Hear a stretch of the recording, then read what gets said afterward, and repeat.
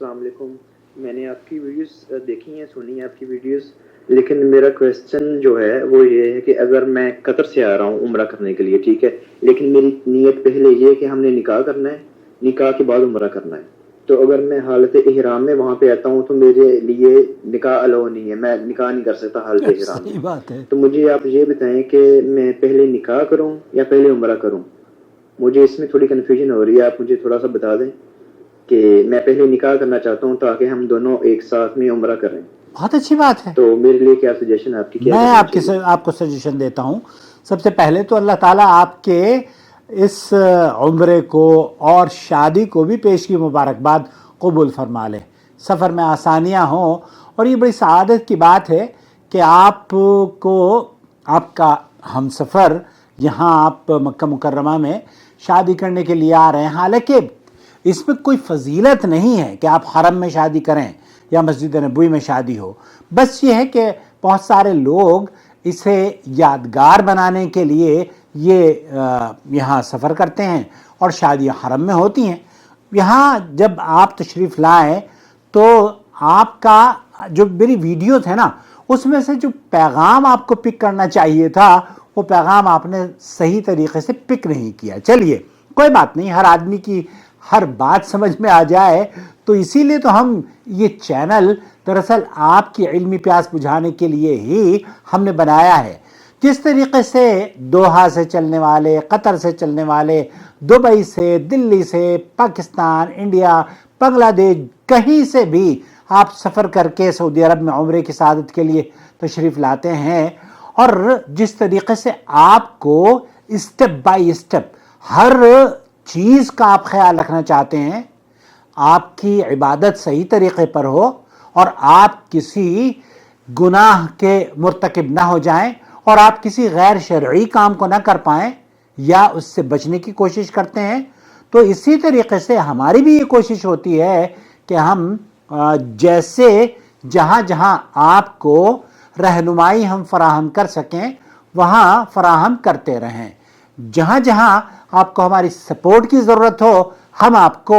Support اور آپ کی علمی پیاس بجھاتے رہیں. بس آپ سے بھی اتنی گزارش ہے کہ جس طریقے سے ہمیں آپ کی ضرورت ہے آپ کو بھی ہماری ضرورت ہے, اور یہ ساتھ مبارک تبھی بنے گا جب ہم آپ کی قدر کریں گے, آپ کے سوالوں کا جواب دیں گے, اور آپ ہماری قدر کریں گے, ہمارے ویڈیوز دیکھیں گے, اپنے حلقے میں اسے شیئر کریں گے اور اس چینل کو سپورٹ بھی کریں گے. اس سے پہلے جو میں نے آپ کی خدمت میں پیش کیا وہ تھا کہ ایک آدمی مکہ مکرمہ میں عمرے کی غرض سے, عمرے کی نیت سے وہ سفر کر کے آتا ہے.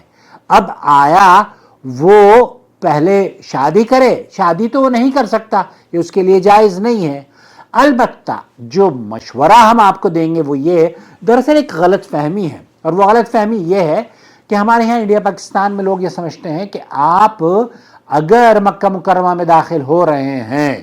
تو آپ کو احرام میں ہی داخل ہونا ہے, حالانکہ اس شرط کی کوئی بنیاد نہیں ہے. آپ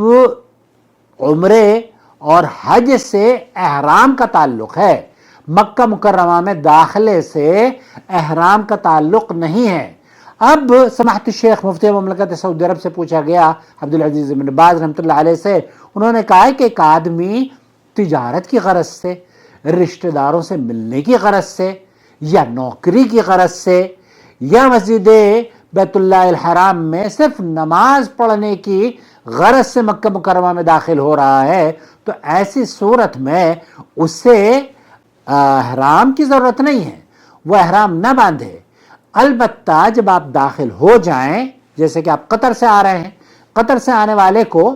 اگر آپ عمرے کی غرض سے مکہ مکرمہ میں داخل ہوں گے تو میقات سے آپ کو عمرے کا احرام باندھنا ہوگا. لیکن اگر آپ عمرے کی غرض سے نہیں آ رہے, آپ چاہ رہے ہیں کہ میں وہاں پر نکاح کروں, شادی کروں, اور شادی کے بعد پھر اپنی دلہن کے ساتھ بیت اللہ کا طواف کروں, عمرہ کروں, سعی کروں,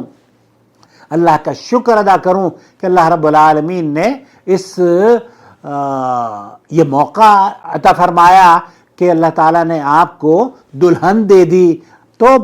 مجھے اگر میں یہاں پر ہوں تو آپ ضرور ولیمے کی دعوت دیں، اور ولیمے کی شرکت کے لیے میں کوشش کروں گا کہ حاضر ہوں۔ صرف سوال پوچھنے کے لیے ہی آپ لوگ ہمیں زحمت دیتے ہیں، بھائی کبھی دعوت بھی دے دیا کرو۔ آپ کو یہ بھی کہنا چاہیے تھا کہ عاقل صاحب ولیمے کی دعوت بھی آپ قبول فرما لیجئے، ہم ولیمے کی دعوت آپ کو دے رہے ہیں۔ بہرحال یہ تو ذرا تفنن میں نے آپ،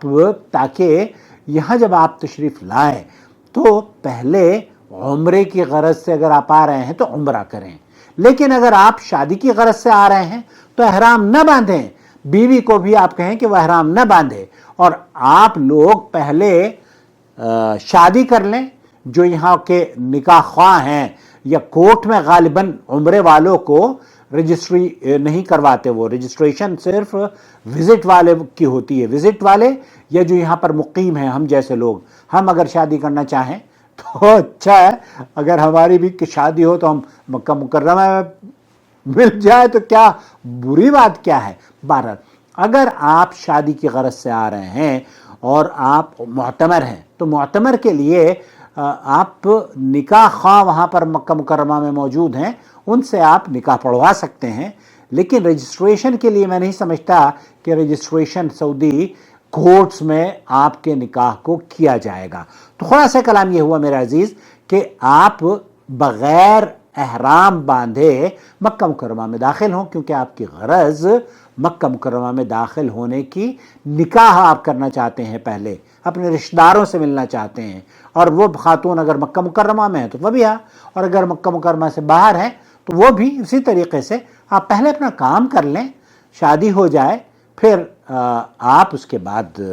طواف کریں، سعی کریں، عمرہ کریں، اللہ کا شکر ادا کریں۔ نکاح کے لیے جو عام طور پر یہاں پر ریکوائرمنٹ ہوتی ہے وہ یہ کہ ولی کی اجازت ہو، 2 گواہ ہوں، ایجاب و قبول لڑکا لڑکی سے ہوتا ہے، اور پھر اس کے بعد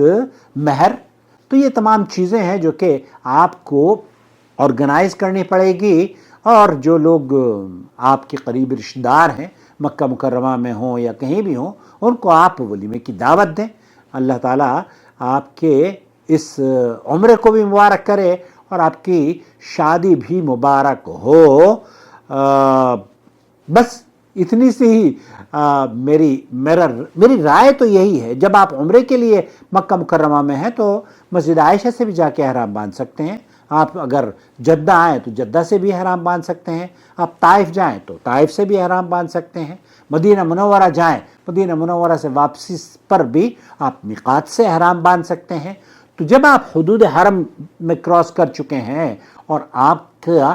کی جو نیت ہے وہ عمرے کی نہیں شادی کی ہے تو شادی کیجئے۔ اللہ مبارک کرے، اللہ تعالیٰ اس رشتے کو بھی مبارک کرے۔ والسلام علیکم ورحمۃ اللہ وبرکاتہ۔